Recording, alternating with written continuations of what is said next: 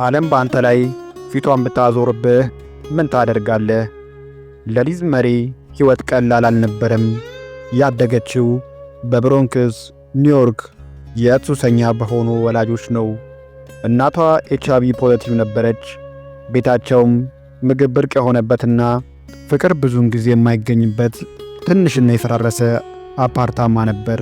በ15 ዓመቷ ሊዝ እናቷ ሞተችባት። አባቷም መጠለያ ካምፕ ውስጥ ነበር። ሊዝ በእናቷ ሞት የተነሳ የቤት ኪራይ መክፈል ስላቃታት ቤት አልባ ሆነች። ማንም ሚረዳት ሰው አጣች። ገንዘብም አልነበራትም። ከቤተሰቧ የወረሰችው ብቸኛው ሀብቷ የጀርባ ቦርሳና የመሬት ምንጣፍ ነበር። ሊዝ ተስፋ አልቆረጠችም። እንዲህም ትል ነበር፣ ሕይወት እኔን ለማኖር ምንም ዕዳ እንደሌለባት ተገነዘብኩ። ነገር ግን እኔው ለራሴ ዕዳ እንዳለብኝ ገባኝ። ውስጧንም አጠነከረች፣ ልቧንም አደነደነች።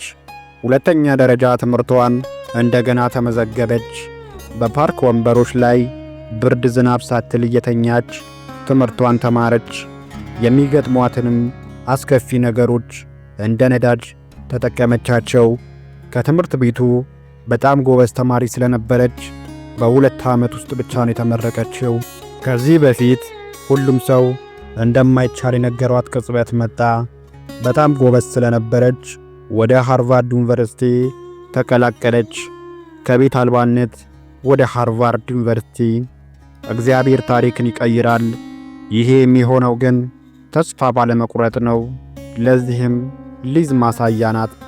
ያለፈው ጊዜ የወደፊት ዕጣህን እንደማይገልጽ የሊዝ ሙሬ ሕይወት ሕያው ማረጋገጫ ነው። ከአመድ ውስጥ መውጣት ትችላለህ። ታሪክህን እንደገና መጻፍ ትችላለህ። የምትሄድበት ቦታ ከነበርክበት እንደሚበልጥ ማመን አለብህ። ሰበቦችህ ትክክል ሊሆኑ ይችላሉ፣ ግን ሕልሞችህ የበለጠ ዋጋ አላቸው። እሷ ማድረግ ከቻለች አንተም ትችላለህ። ከየትም ብትጀምር ታላቅነት በውስጥ ይኑር ብቻ እንጂ ያሰብከው ቦታ ትደርሳለህ። የሊዝን ታሪክ ከወደዱትና ለሕይወታችሁ ካነሳሳችሁ ላይክና ኮሜንት ይስጡ እና በቤተሰባዊነት ሰብስክራይብ ያድርጉ። ያስታውሱ፣ በራስዎ የመመለሻ ኃይል ማመንን በጭራሽ አያቆሙ።